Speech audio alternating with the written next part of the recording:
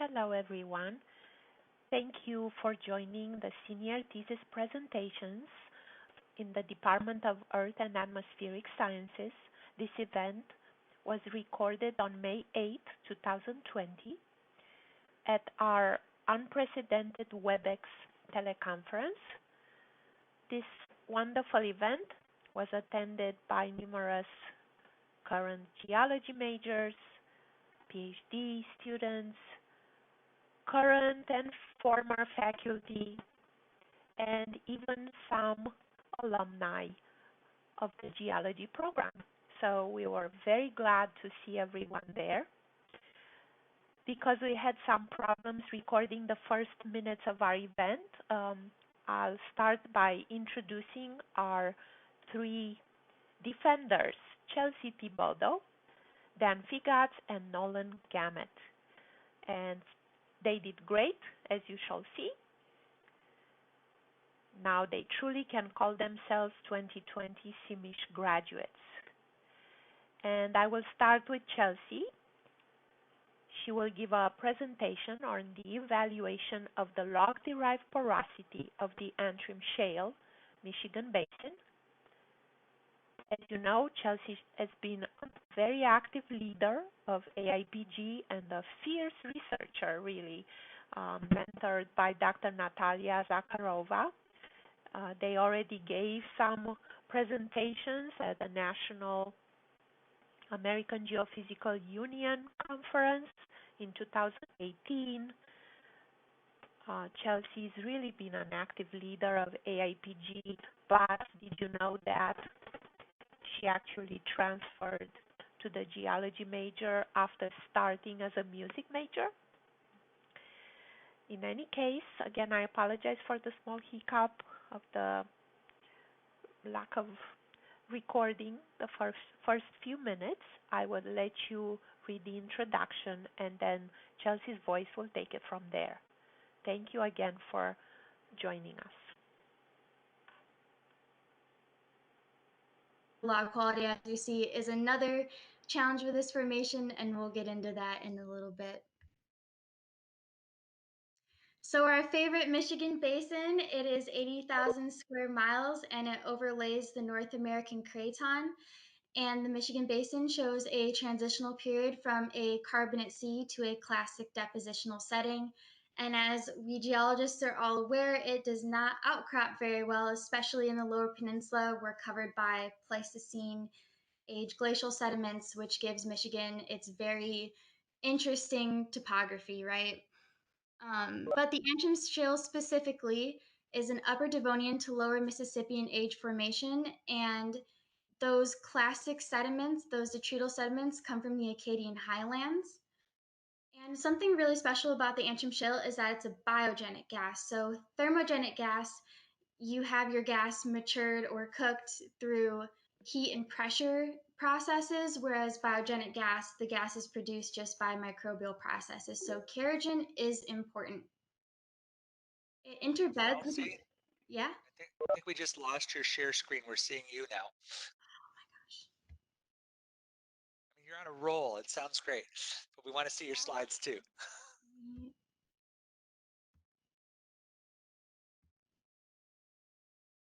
You are still the presenter, so it's all good. Yeah, it's coming up. There it is. It's coming back. Thank you. Here we go. All right. So the Antrim Shale. Oh, gotta press Control L. The Antrim Shale interbeds with the Ellsworth Shale to the west, but we're not going to be talking about the Ellsworth Shale. We're only going to be talking about the Antrim. And then the current lab data shows that porosity values range in the single digits. So for our two producing members, the Lachine and the Norwood, their porosity values are 4% and 5% respectively, which are pretty low. So I'm going to talk about the members, and I'm going to go top to bottom, which is youngest to oldest. The first is the Upper Antrim. This is a black organic rich shale, and it interbeds with the Ellsworth to the west and does not produce gas. The next member is the Lachine. This is a gas-producing formation. It's a black shale similar to the Norwood, and it has pretty high gamma values, 126 to 441 API. Two are the more clastic depositional setting members. The Paxton is more carbonate rich. This is from that intercontinental sea, and its grains are lighter in color, which represents more oxide conditions. And then below that is the other gas producing member, which is the Norwood, and it's a quartzose rich organic shale. So we want to better characterize the porosity and heterogeneity of the Antrim Shale. It's a continuous formation across the basin, but like I said, its pore structures and gas distribution is not continuous. And then we want to compare geophysical logging methods, particularly two methods, and are there pros and cons for them? Is one better than the other? And then we want to briefly compare these results to lab values. Did we get realistic porosity measurements? So realistic porosity is anything from 0 to 50%, but for this shale specifically, we want to find porosity values from within 0 to 30% porosity. So the first thing we did is we went onto the Michigan Department of Environment, Great Lakes, and Energy website, and Rachel Agarty in her petroleum class showed us this great website called GeoWebFace, and it's a database with a bunch of wells across the state, and it's great for anything, not just gas production or petroleum production, but other types of minerals as well. And on this website, you will find raster files, which are just like pictures. And what we had to do is take these pictures and calibrate them and trace over them so that we could get numeric values. So Neuralog is a digitizing software that we used, and the LAS files are the text files that we exported from that, and then we put those into Excel for computation. So here's just a table showing many of the wells that I had to sort through. There's a lot more wells than this for the Antrim Formation. As you can tell, there's a lot of wells, but there is not a lot of data. So we narrowed it down to 4 priority wells, and I have their permit numbers listed. We wanted to find wells that had the sonic logs that we were going to use and bulk density logs that we were going to use for our methods. And then here are just some of the files that I encountered, some of these raster files. So these are all with depth as the vertical axis. And for this image right here, you can see all these crazy wraparounds. So if you have, this was a gamma ray log, this one specifically. If you have gamma ray values that are higher, it'll just wrap right around. And that's pretty complicated when you're trying to digitize it by hand. You have to keep track of what backup curve you're on. This image right here, this is a poorly taken photo, really fuzzy. Some of these images were tilted, which made calibrating the grid that we trace off of pretty difficult. And then some of these records would have multiple curves, geophysical methods per log, and that's pretty typical, but when you're trying to trace it by hand, that can be really difficult to interpret. So the first thing we did was we took the gamma ray curves. We wanted to identify the members, and then more importantly, we wanted to find the volume of shale. And the volume of shale is an important shale correction that we use in our 2 porosity calculation methods. Our first method was bulk density, and these logs are typically labeled as RHOB. Bulk density is inherently related to porosity. If you want to find the bulk density of a material, you want to subtract the void spaces. The sonic, as you'll see when I have the equation slide, is pretty similar to the bulk density idea. We use the Wiley equation, and it's more preferable to use compressional sonic waves, but we only had P waves available, so we just went with that. And the reason why sonic works is that the velocity of the sonic wave changes as it passes through different materials with different properties. As I mentioned before, you're going to have kerogen in some of these pores, but we wanted to just look at 2 scenarios, a liquid such as a brine or a gas methane, and we want to see how bulk density and sonic reacts to those 2 scenarios. Curves that I digitized, and then Neuralog has a helpful formula to calculate the volume of shale just based off the minimum and maximum values that you have on your gamma ray curve. And we took these volume of shale curves, and we use those in our porosity calculations as a shale correction. So So this is just showing how we derive the porosity from the density formula. And the bulk density is just averaging all of the components. And then showing how we factor in the shale correction into that. And the same method was used for the sonic log. So instead of density values for sonic, we use travel times. It's not like velocity, it's the inverse of velocity because we're looking at slowness. And then here's a table of the values that we chose for our matrix, shale, liquid, and gas values when doing these computations. It should be noted that these aren't the exact values that are going to be found at every well. These are just preliminary values that we chose. So first we wanted to see what shale correction actually did. And if you look, the blue lines are the uncorrected porosity values and the orange ones are the corrected porosity values. So typically uncorrected porosity would be higher than the corrected ones. And already see that we're not getting just those single range digits for porosity. We're getting anywhere from 10 to 30% porosity for black shales or 5 to 20% porosity for gray shales. So we did that for the liquid scenario first and then did that same exact idea for the gas scenario. The same method for the sonic, and already you can see that the sonic porosity method produces higher porosity results ranging from 0 to 50% or 0 to 45% for a different well. And there's lower lows and higher peaks, and they're more you can see more distinction between the members and their porosity values. So sonic is a pretty sensitive method. What's really interesting in the gas scenario, like I mentioned, the uncorrected porosity curve tends to be higher than the corrected one, but for some reason in the gas, the uncorrected porosity values were below 0, so we had to omit them, but you're still getting pretty high porosity values, and that should not be 105%, that should be 10%. But you're getting higher porosity values with the sonic method. How these two methods were sensitive to the different fluids. So if you look on this density curve, they're pretty similar to each other. You have the same peaks in the same spots. They pretty much match each other.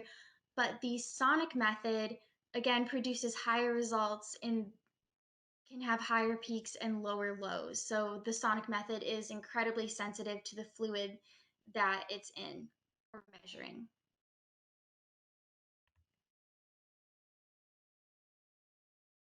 Want to compare again how these curves look to each other. Are they similar? For the sonic porosity in the gas scenario, you have a lot of crossing over of density produces higher porosity or sonic method produces higher porosity. So the density, if you look at this blue curve, the density of liquid, the density curve looks pretty consistent no matter what fluid you're in, but again, the sonic porosity, especially in gas, can produce different results. So sonic is pretty sensitive and the gas fluid tends to change that. And then we wanted to compare these again briefly to lab results. So did we fall within that realistic range of 0 to 30%? And with the exception of well 48772, we got higher porosity in that area, but we had these double-digit porosity values, and that is larger than what data from the Michigan Geological Repository had found, and their average porosity value is about 4.7. So there's something missing in there that we need to find when we want to look for these pore spaces. So the log-derived porosity of the Antrim Shale suggests that there's higher porosity values than what we get with those lab measurements. The reason for that is that lab measurements only measure the connected pore spaces. And if you're going to be producing gas from this formation, you're going to be opening up those pores anyway with fracking, hydraulic fracturing. The density method is more realistic and a more reliable method of measuring porosity. It's not as sensitive to the different fluids. But if you have the means to possibly go member by member and find out what fluids are present at each depth and the mineralogy at each depth, sonic may be a great tool if you want to get a more accurate representation of your porosity. So in future work, we want to better understand the mineral composition of the shale, and I would suggest on a member by member basis, since the members of the Antrim Formation are all fairly different. better understanding of what fluids are present. Importantly, adding organic matter and kerogen into that equation because kerogen has its own densities, its own travel times, and its own porosity structures. So here are my sources. And I want to acknowledge the Michigan Geological Repository for Research and Education. We worked with them in trying to collect all of our data and looking at average porosity values. They really helped us narrow down what data was available. I want to seriously thank all of the EAS faculty, whether you're currently teaching at CMU or not. All of you have been so impactful into my life. And also Tara, let's never forget Tara. And I want to give a special thank you to the birthday professor, Dr. Natalia Zakharova. She has always been so encouraging whatever I wanted to do. I feel like I just walked in and said, "This is what I want to do." And she was like, "Okay, go for it." So thank you, Natalia, for your encouragement, your support. You've been a really wonderful professor and a friend to me, and I really appreciate you. Right. Questions. Woohoo! So, any questions for Chelsea? Hey, Chelsea, I have a question. Can Yeah, you hear me? Yeah. How thick is the Antrim Shale? it kind of varies, but it's about I read like 1,700 feet thickness in sediments. It was kind of hard to find that, but it was about 1,700 feet in some spots. I was wondering if you had to pay any attention um, to the direction that the wells you looked at were drilled in, because if any of them might be horizontal as opposed to vertical, would that have an influence on your analysis and your porosity? I would definitely think that would have an influence. That's not something that we looked at, but that's super important to consider, especially hydraulic fracturing methods tend to be horizontal. Depending on I'll the age just of the comment that well. actually, sorry, in Antrim, actually, most of the wells are still vertical. It doesn't. Yeah, they're you- old. They don't do this kind of traditional horizontal drilling. They do different types of stimulation and mostly through vertical wells. So those that Charles presented are vertical. I'm seeing here a message from Kevin Jensen. He says, "Nice work, Chelsea. We found similar results in the Marcellus. Reconciling log and core porosity is quite a challenge." Hello, Kevin. Thank you. I would just like to make a comment that, firstly, excellent job, Chelsea. I love seeing you building on skills both from SEDSTRAT and petroleum geology. But this type of project is really what we would call, a job-ready type of skill, and that what you're doing is something that is a way to add value or to monetize assets that companies oftentimes look at. There's certainly wonderful new technologies, lots of fancy logs, and but a lot of times you just don't have that kind of luxury to work with the best of the best new data, and being able to comfortably go back and these older types of data sets and find value in older fields is a really important skill to have to be employable. So just commend you for learning some of the old stuff the hard way. There's no replacement for that. Thank you so much. And thank you for the GeoWebFace webpage. That was so helpful. Well, thank your Any other tax dollars. questions? That's part of the regulatory environment of the state of Michigan. All right. So if there are no other questions, the next presenter is Dan Figac. Larry, would you like to introduce your student? I'd be happy to introduce Dan, although like Chelsea, Dan probably requires no introduction because he's been a tremendous leader in the geology student community. He has been a president of the Geology Club, or AIPG as we call it now. I'm very privileged to work with Dan. He actually started out, he's one of these students with many talents. He was working initially with Megan and doing some interesting lab work. Thanks, Dan, for your lab skills, which you've helped Leah continue her work with as well. But Dan's thesis took an interesting turn after Megan left, and he's now pursuing one of his other interests, which is sort of we would call arm-waving geology at the basin scale, a combination of tectonics and subsidence and all these things. So Dan's thesis is on a characterization of what he calls the Sub-Kaskaskian unconformity in the Michigan Basin. With that, Dan, I'll turn it over to you. Okay, so let me share my screen real quick.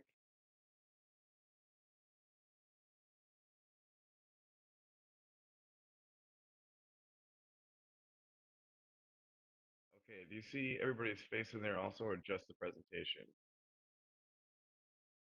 Or do you see the PowerPoint slides? We can see your PowerPoint slide. Okay, thank you. Okay, so as I was introduced, my senior thesis project was on the characterization of the Sub-Kaskaskian unconformity in the Michigan Basin.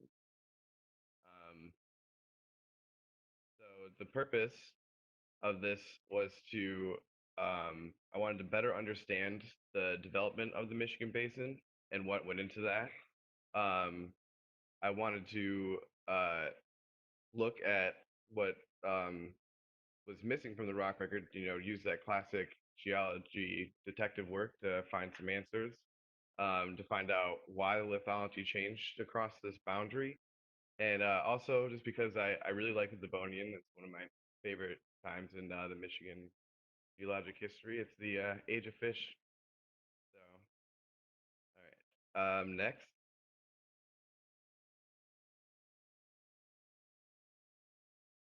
There we go. The geology of the Michigan Basin. So, um, it's an intracratonic sedimentary basin formed by thermotectonic subsidence during the Paleozoic. Um, we're going to be looking at three specific formations of interest: the Bois Blanc, which is a Devonian in age, uh, the Garten Island, which is also Devonian, and the Bass Island, which is late Silurian. And we're going to look at the boundary in between them, the Sub-Kaskaskian unconformity. So next I'll show you a cross-section to get a little bit better of an idea. So this is a cross-section of the Michigan Basin. This is the sequence boundary that I was researching. So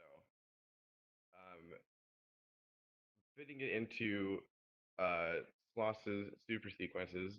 In this figure here, you can see these white and gray areas are depositioned across the North American craton from the west to the east.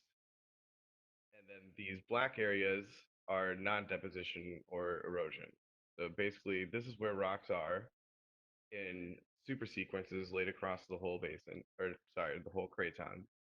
And then these black spots are where the rocks aren't. And we're looking at this period of time, and this is the Sub-Kaskaskian unconformity that I planned on characterizing. So here is a stratigraphic column showing this. You can see the three formations that we're looking at.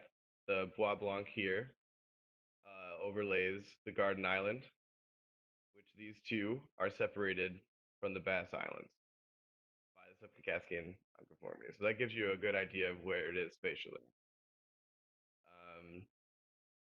So the question here was, what caused this non-deposition? What caused there to be a 20 million year gap in deposition in this spot of the core? So my answer to this, my hypothesis was that a drop in eustatic sea level in combination with local tectonic uplift at the end of the Silurian generated the Sub-Kaskaskian unconformity. So I used three methods to try to answer this question. One, I looked at thermotectonic subsidence curves from a few different sources. Also looked at eustatic sea level curves to see if, was the sea rising or falling during this time. And I also took this information and then observed in the core section what I saw to see this this data correlated. So here, this figure you see, this is a graph of subsidence versus age. And the Michigan Basin is this line that shows prominent subsidence. And as you can see, most of it was before 300,000 years ago in the Paleozoic. This blue line is the start of the Sub-Kaskaskian unconformity. So as you can see here, that there was continued subsidence over time, and then at this point, there was uplift. It's very small, but I measured it. There is an angle in this graph saying that there was uplift. And so then this orange line represents right in the middle, in between. This is the 20-year stretch, or 20 million year stretch. So here's the late Silurian rocks. On the other side would be the Devonian. And there was uplift, where these rocks would be eroded, followed by subsidence. So from the source, this chart also included the sea level changes, although I did look at other graphs and they corroborated what I found here. That at this exact same time, there was also falling sea level. So you have ground going up, sea coming down, and that's a perfect mix for to make an erosional surface. So then sea level rose, creating the later Devonian rocks of the Bois Blanc. So here is a map of oil and gas wells in the Michigan Basin. And so these are the two cores that I looked at. This one I looked at specifically, and this one I used as secondary evidence that Catherine Pollard described in 2013 in her master's thesis. So this one, the State Charlton 430, was from up in Otsego County. As you can see, there's a lot of oil and gas wells here, and they are drilling for Niagaran oil reefs, and which most of these, all of them are going to cross this Sub-Kaskaskian unconformity. But because this is an oil producing or anything I'm producing unconformity, it's understudied. So it was a perfect opportunity for me to look at. So there's only 3 cores total, and I looked at 2 of them. So as for the State Charlton, going from bottom to top, at the base was anhydrite, separated, by some dolomite mud. And then for the entire Bass Island group, there was laminated mudstones here that formed deep water sediment, and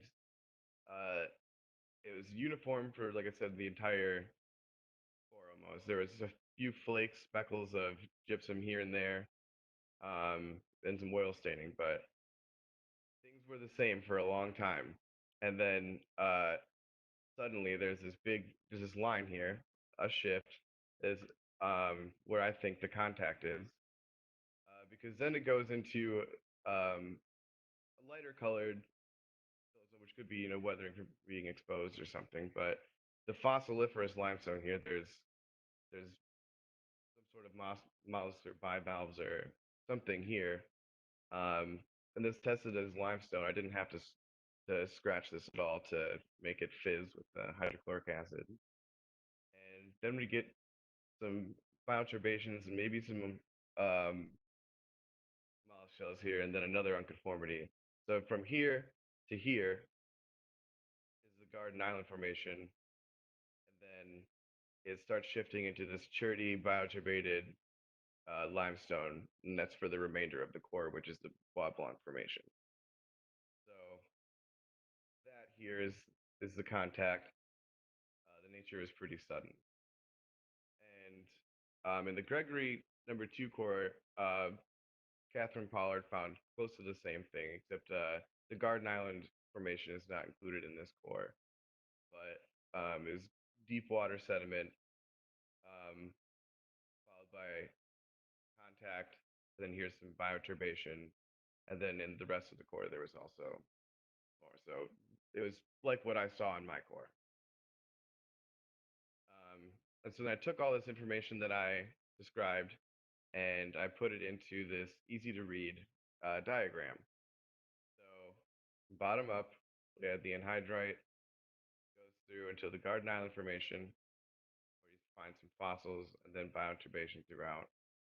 And then here is Bass Island Group dolomite, and then the Bois Blanc limestone and chert. This is their respective depths here, so this is actually deeper. So there's continued subsidence afterwards, and this was more towards the center of the basin, so it's been deformed since then. But I lined them up so that you could see uh, this is where the Sub-Kaskaskian Unconformity is. And then so I compared this with eustatic sea level, and how I drew this into the chart was that I stretched it so that the right times where it would be on either side of this unconformity, and I traced over it. So there's no ages for these formations, but I lined it up the best I could, and it shows that there is a fall in sea level during this time. And then I did the same thing for tectonic uplift, which shows that there was a high point uplift during this time. And there it is all laid out. So to evaluate the hypothesis uh, of the Sub-Kaskaskian unconformity being caused by sea level fall combined with uplift was supported by my observations and through literature. There was indeed sea level fall, there was tectonic uplift, and the lithology of the cores support this data.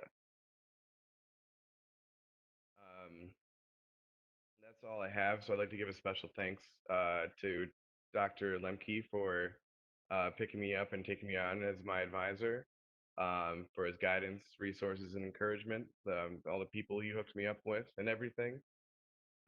To Dr. Megan Roberson for getting me inspired to take on a senior thesis, and also signing me in as a geology major at CMU here. So she was there day one, and she's here day last, whatever day it is. So thank you. Um, Thank you, Rachel Agardi, for being my sedimentology professor. Thank you for the materials that I used when I went down to the core repository to take my observations. It's a really neat table that we all used in sedimentology. If you haven't taken that class yet, you will soon, but it came in perfectly in handy, and it was so easy to read when I was compiling all this data together. So thank you, Mona, for your enthusiasm on my project, even though you weren't directly involved. After my proposal, she sent me papers related to what I was doing, like, oh, read up on this, read up on that. This will help you here, and so she was helpful from the sidelines too. Um, Thank you, Bill Harrison, down at the core repository for facilitating the cores and also the enthusiasm in the research. And just thank you, everybody at EAS, students and faculty. You're all really great people.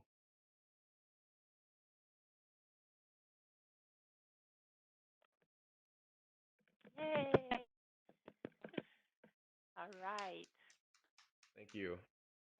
Any questions for Dan? I had a question. Yeah. I was wondering if the unconformity shows up in other nearby basins like the Illinois or the Appalachian.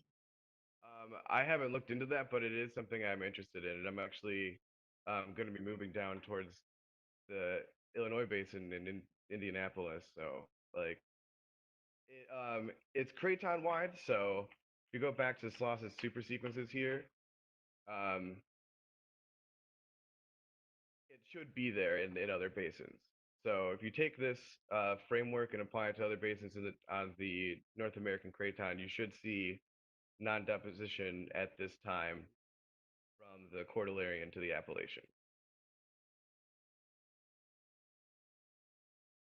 Yeah, that'd be interesting to see how they compare across basins.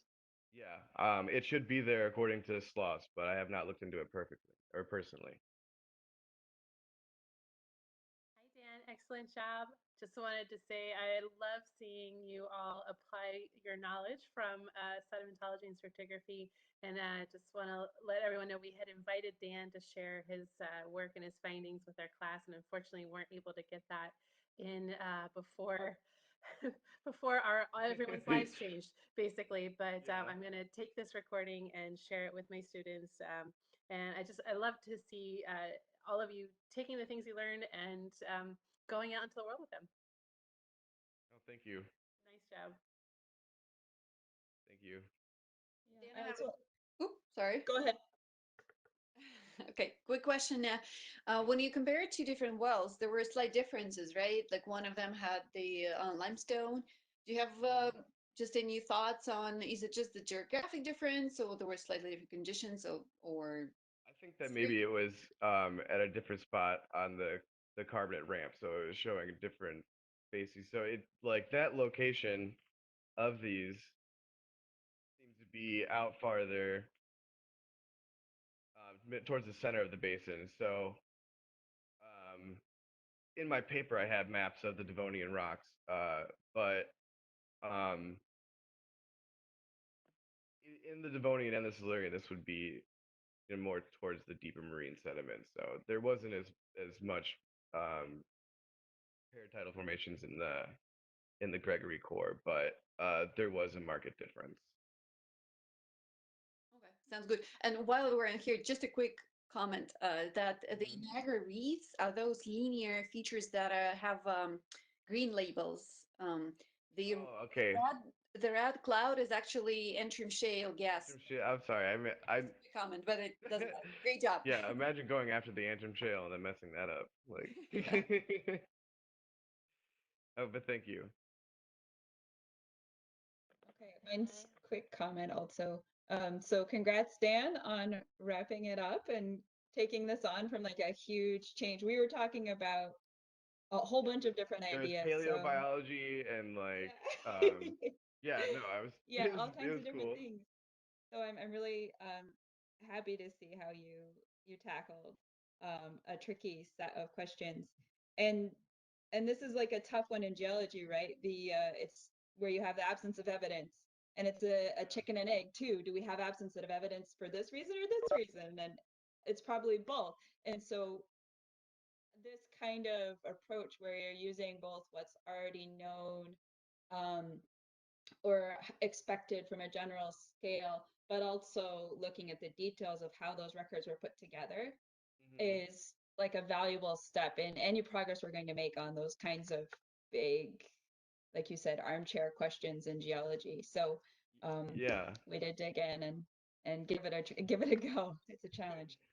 Yeah, thank you. So Because I mean, the information's out there, but here's a nice tied together, yeah. And another with thing would descriptions. be Yeah. yeah, exactly. And another way to look at some of that interesting stuff would be more database mining, like MacroStrat and some of these tools where people have uploaded large quantities of at least formation level information. So exciting stuff. And then I had one more thing I was going to say. Yes. Oh, so thank you for being a geology major. Yeah, thank I you. mean, No, I've like, had fun. am I too old to be a geology major? I Yeah. mean, So I don't know. I spent a lot of time working on my 2-year degree, so it was. yeah, so you made it. You're there. You go. Yeah. Thanks, Thank you Dan. so much. Congratulations. All right. Dan, can I ask one more question? Squeeze it in since we have so many SedStrat students watching or soon to be watching. Uh-huh.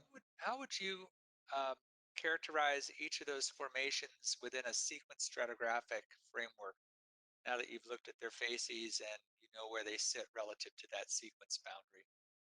So, between the two that I looked at, the Bois Blanc formation, the Devonian formations, and the Silurian, like within, where is it? Right here? Well, I'm thinking about what systems tracks they might represent. Oh yeah. So, um, you're going to have, at least with this, where you're getting um, these deep water sediments, that's going to be in like a high stand system tract where the sea level is high and you get high deposition, and then there's a relative fall where it transgresses, and then it goes into low stands, and where you're going to have erosion or non-deposition, and then of course then that regresses again, and it's a cycle, and you can almost see here how something like that.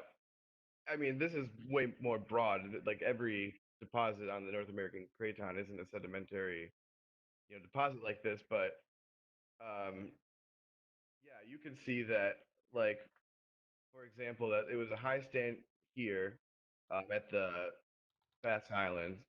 It goes into low stand. There's a period of high stand again that makes the Garden Island, and then there was another unconformity between the Garden Island and the Bass Island, so that could be another low stand that goes into there. So that's how these formations would fit into the high stand low stand framework. Super. Thanks a lot. Yeah, no problem. All right. So let's move on to our last but not least presentation of the day, and we'll have Nolan Gamet. Just like the others, Nolan doesn't need much introduction. Everybody knows him being very active with AIPG. He's been the vice president of AIPG. He's been involved with leadership safari and so on. Well, he got to start to work on this project last summer, and his time, however, was very limited, trying to work on samples, start preparing samples at the same time, going on field camp or doing leadership safari and other activities. It's been a good start. And then he continued on and off, and you know how we got kicked out um, in, before spring break, so some of the data didn't get completely analyzed. However, he did a wonderful job building on the previous study of Christina Doran.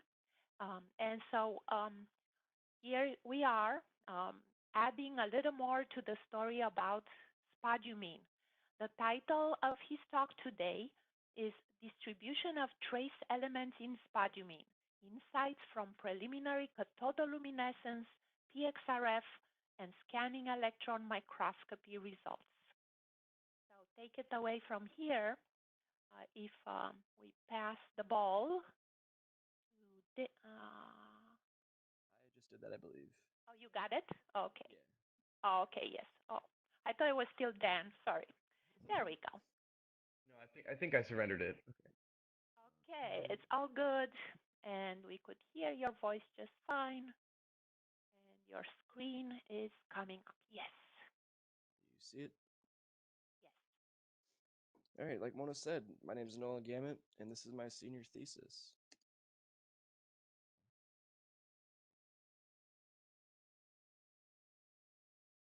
It's like loading my. Okay, there it goes. Okay, to start off with the acknowledgments, I'd like to thank the whole entire faculty, my fellow colleagues, and especially Tara, who did hard work in the office. But especially give thanks to Dr. Mona Sirbescu for all her wonderful help and all the time she dedicated towards this project, Dr. Lemke for letting me use the portable X-ray fluorescence, Dr. Student for letting me use the laser ablation ion coupled plasma mass spectrometer, Dr. Oshel for scanning electron microscopy, and then my fellow colleagues Stefan, Christina, and Carly. This outline, I'll begin with the introduction, followed by previous research, the aims of my study, methods, results, conclusions, and then ending with future work. To begin with pegmatites, the pegmatite of this study was a lithium cesium tantalum pegmatite group, which is part of the rare element pegmatite class. These pegmatites are of economic importance because they're able to accommodate rare and trace metals in their structure. They have many industrial applications, including lithium for batteries, tantalum electronics, cesium for petroleum drilling processes, and they also contain collectible gemstones such as this kunzite sample. So pegmatites have unusual physical and chemical properties that allow them to accommodate these trace and rare elements in their structure. They are internally zoned beginning from the wall zone inwards towards the core zone. They may contain crystals upwards of 14 meters in length, and then most of the minerals of lithium aluminum, that is, are found in the core and intermediate zones. The mineral of this study was spodumene. Spodumene is lithium aluminum silicate in a single chain. It is a clinopyroxene, which means it has two cleavage planes at 90-degree angles and two prominent growth faces at 100 and 010. Because it is single chain pyroxene, it accommodates transitional metals and trace elements within its chemical structure. The first pegmatite in the study was located in Tin Mountain from South Dakota. It is located in the center of the Proterozoic Harney Peak granite granite in the Black Hills of South Dakota. This inclined pipe-shaped pegmatite, as seen in this image on the right, is approximately 200 by 20 by 30 meters in extent, and this was historically mined for rubidium within alkali feldspar, cesium within pollucite, and then lithium within spodumene, which were found in the core and second intermediate zones, as seen in this picture by QSM and AQS. The second of which is Pulmego North pegmatite, located in Maine. This is located in the north side of Pulmego Mountain in Oxford County, Maine. Had a surface exposure of roughly 180,000 square meters, and the preliminary drilling revealed that the spodumene-bearing zone was approximately 20 meters in thickness. And this is a newly discovered deposit of giant spodumene, as seen in this image on the right, with this little person next to this giant crystal. So here's an introduction to boundary layers. So boundary layers are chemically modified units of the crystal in which the buildup of incompatible elements is pushed to the crystal interface during growth. Incompatible elements are those elements that are rejected during the crystal growth and then are forced to within the chemical structure. As seen in this image, they start off being really low concentrations and then increase drastically towards the end of growth. And that's also seen in the as we call it, the snowplow effect, in which they build up at this top up here, and then as the composition of magma changes, they are then incorporated into it. But their existence in nature is still controversial. So adding to previous research, Christina Duran and Dr. Mona Sirbescu used trace element compositional variations with the portable X-ray fluorescence to try optimizing and calibrating this method.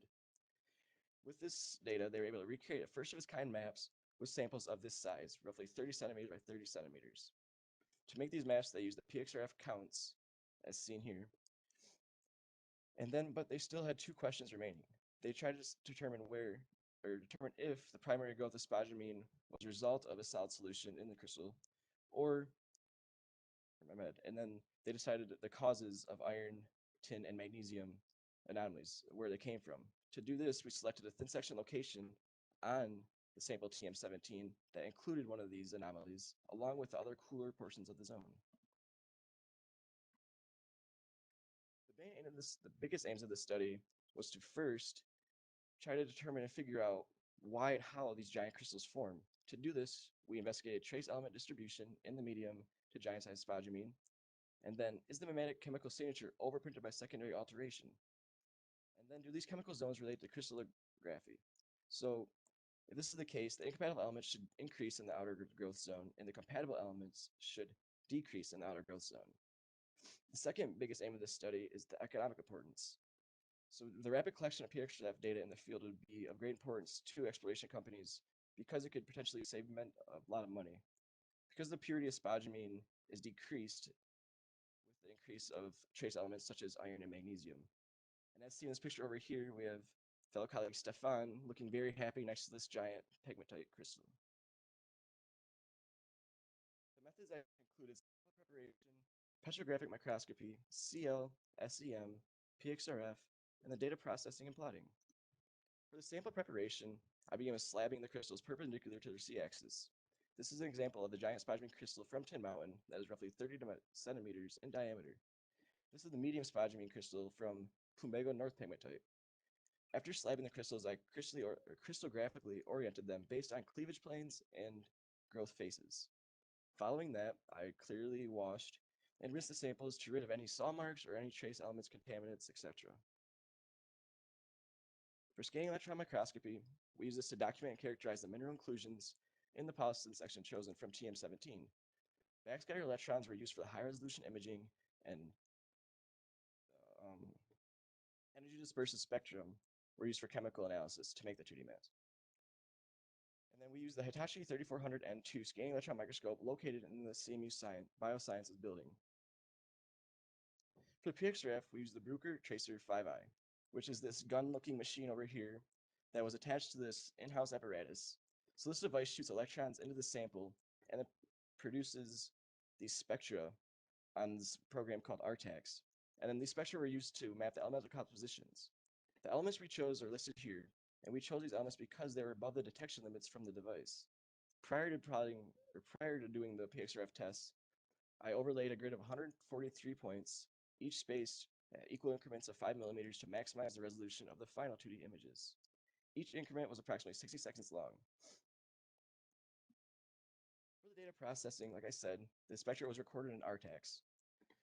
They were normalized using the rhodium peaks seen here because of the high peaks. And we used rhodium because rhodium is present in the X-ray tube of the p-XRF gun.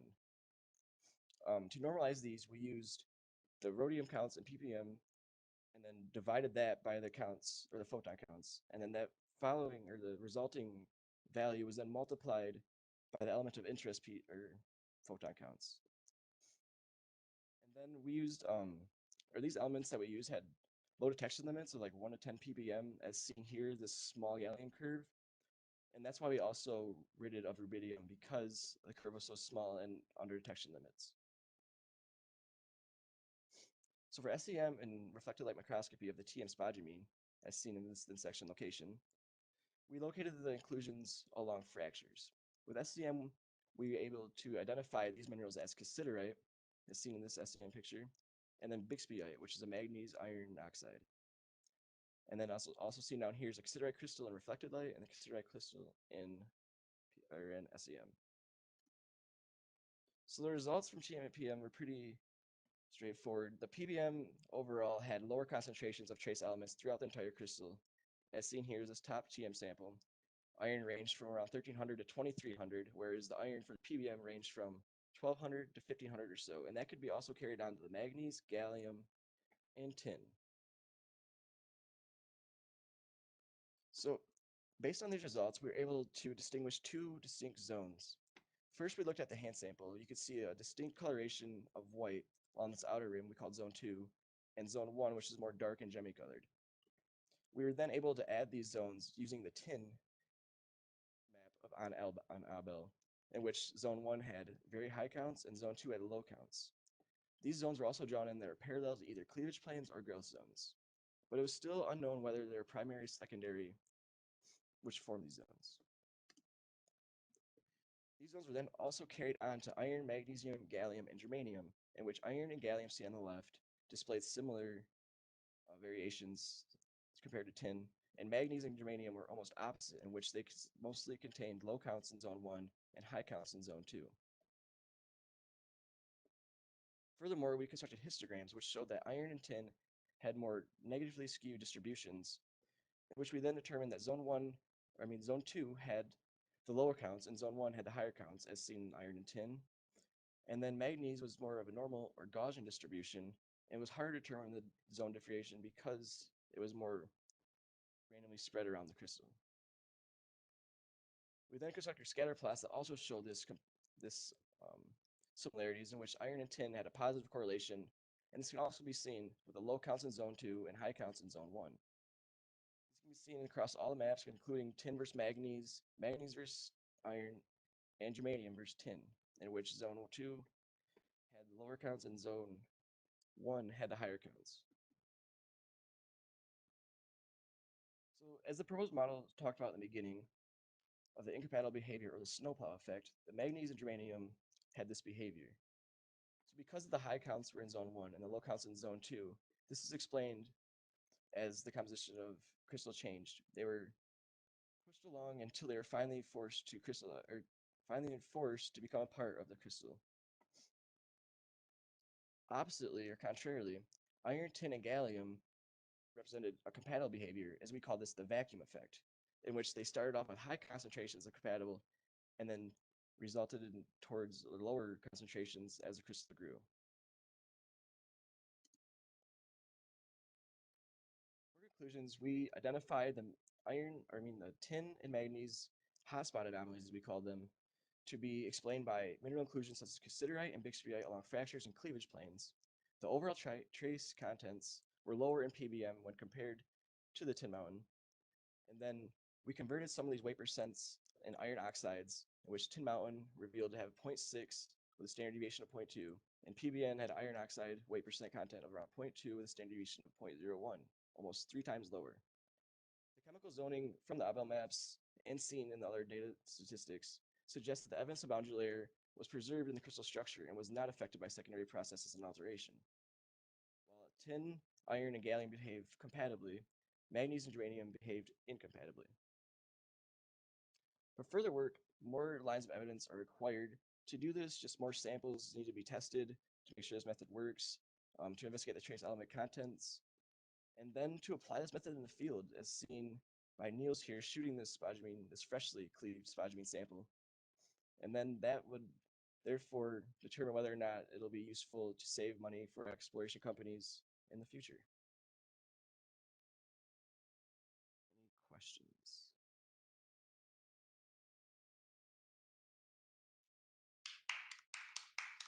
Yay!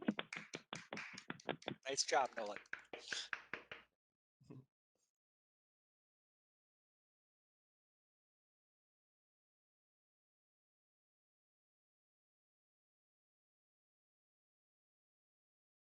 Hey, Nolan, I have a question for you. Yeah, Uh, shoot I'm, away.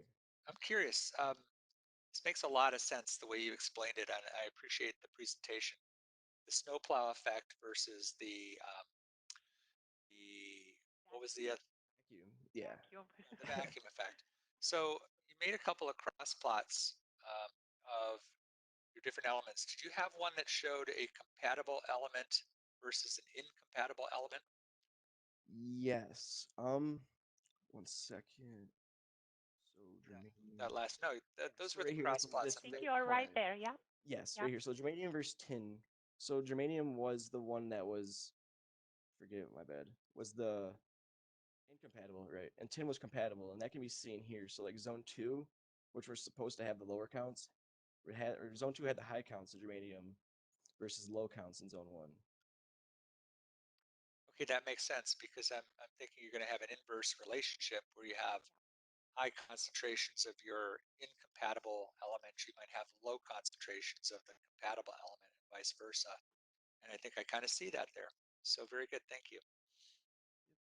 Actually, Nolan had some line or circle going, showing these trends, and I just had him take them off yesterday because it was too complicated. But yeah.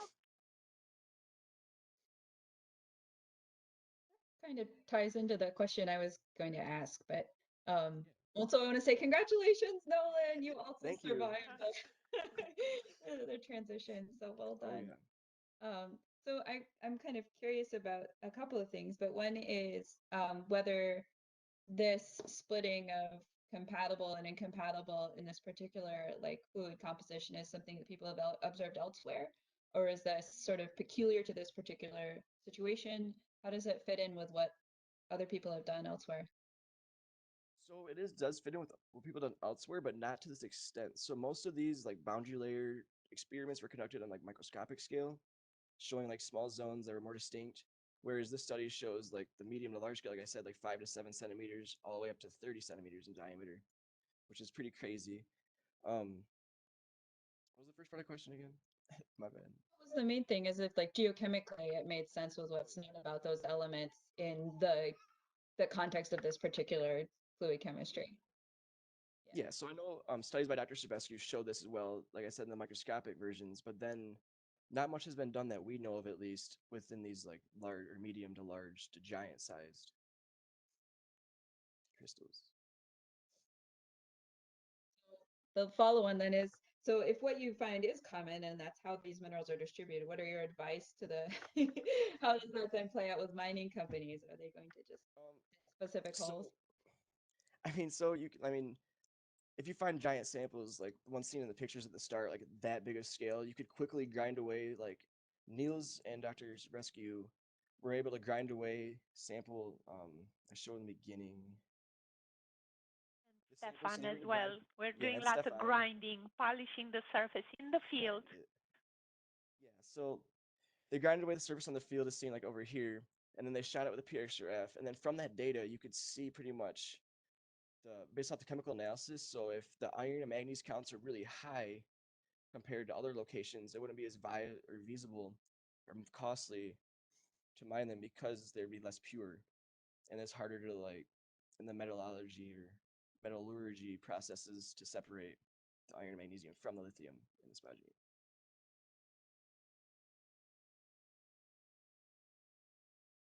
Any other questions for Nolan? I have for maybe a quick one. So you mentioned the secondary alteration, Alan, right? So have you checked with that, or like what are your thoughts on that? Are you just checking that there is no something else, or could this signal be in any way related? So sorry, I'm not a Oh no, geochemist, you're good. obviously, so that may be a stupid question, but No, I you're was good. wondering whether you've discussed that. Yeah, so at first, based off the anomalies, we've thought of secondary alteration as like a solid solution process within the spodumene. But then, like when I constructed these plots, these scatter plots I'm showing here, it looked as if these zones were more primary because they were kept through like alteration and weathering processes, as well as the Plumego sample we collected. Um, did show signs of weathering and alteration, but the zones were still prominent based off these data. That kind of makes sense. Yeah, okay. So I guess you look at the alteration, it just didn't seem like this signal points Yeah, at. so because like say with iron and tin as well, they were so like well correlated or nicely correlated through the two zones. If there were secondary processes or something, there should have been, or I think should have been like drastic changes. Like say if there was a complete change in secondary alteration, these would be a lot different clusters. Like say zone two would be way lower, and zone two would be or zone one would be distinctly different. Whereas this is more correlated, which kind of gives signs of primary growth. Oh, I see. Yeah. Okay. Thank you. Yep. So in this sample from Lumbago, Maine, indeed the alteration and the trace element contents were low. However, in the other sample from South Dakota, that's where um, the previous study by Tina showed that actually lots of those bright spots, the hotspot anomalies of tin and manganese were caused by cassiterite and 6-bite, which, yeah, Nolan studied this. So he didn't want to commit to say, yeah, probably they are secondary because they are related to fractures. And we see the little fractures associated with the inclusions. So, yeah. But yeah, good job, Nolan. So, Carly, how about you? Would you like to ask a question? I saw you earlier trying. This spodumene is your territory. I know. Great job, Nolan. I'm so super impressed. Did you do much cathodoluminescence? Or was it Yeah, so I I did mention that at the beginning. We did do cathodoluminescence on this thin section here that we used for SEM, but it didn't show anything. Like it just showed really high signatures of bright orange colors, like no distinct differentiations of color. And then from your study, we kind of determined that was based off the high iron and manganese contents. Whereas, such as yeah, like a fellow student Jarrett also did this, and there was distinct like colors between orange and purple in his samples, but mine were just kind of bright orange and blinded you as you looked at them. right? Yeah, how exciting. Very cool. Thanks for the shout out. Glad you got some use out of my findings too. And yeah, great job overall. I yeah, enjoyed it. Thank you. Mhm. Right. Excellent. So, any other questions? This is overwhelming to see so many people and so many of our former students like Carly and Joe Mohan. Joe, when did you graduate? Are you still here? Hi, Joe.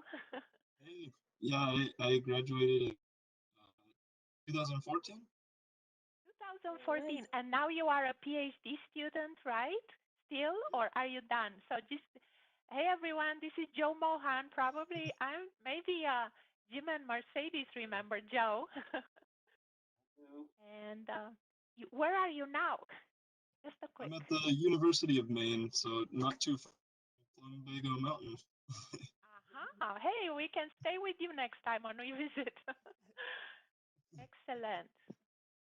And of course, Kevin Jensen is a former student, and we still see him almost every day when school is in session because he's been teaching an introductory class with us. And I saw earlier Jason Oliveira. So that's great. That's great to see you guys. Thank you so much. This did become kind of a community, a reunion, which would have not probably be possible in the real setting in Brooks Hall. Yeah, I don't think Joe would have come from Maine all the way. So it's great to see you guys. And now I will grab, let's see, where is it? It's back with me. I will show the last slide here. Larry, would you like to introduce our list? I have a list here for you. Oh, that's wonderful. Thanks, Mona. This is That's me. yeah, this is a banner year for our department in terms of geology graduates. We had several going out in the fall semester and several now. It's it's a bumper crop, as they say, and lots of very talented, dedicated, hardworking students. I, for one, am going to miss you guys. I've enjoyed having you in structure class and a few of you in hydro. I wish I could teach more classes as a department chair, and so I'm envious of Mona and Rachel and Megan when she was here, Anthony, etc. Everybody who gets to interact with the students. It's one of the big privileges of our profession. And Nicole, they were in Nicole's class as well, some of them. yeah, and Nikki, and of course Natalia, all of us. All I can say is we're really going to miss you all, and we're proud of you. We know you're going to represent our department well as you go out into either industry or academia as you choose. Remember us, come back like some of the other alumni who joined us today. You're all part of a large family of geologists, geoscientists, earth scientists, and alumni of both CMU and our department. And I just want to say congratulations to everybody who's graduating, especially under these most challenging circumstances. You all deserve a huge celebration. I know it's going to be small, but at some point in the future, I hope you come back so that we can shake your hands, give you a hug, and maybe even go out for a beer afterward, like geologists do. Sounds good to me.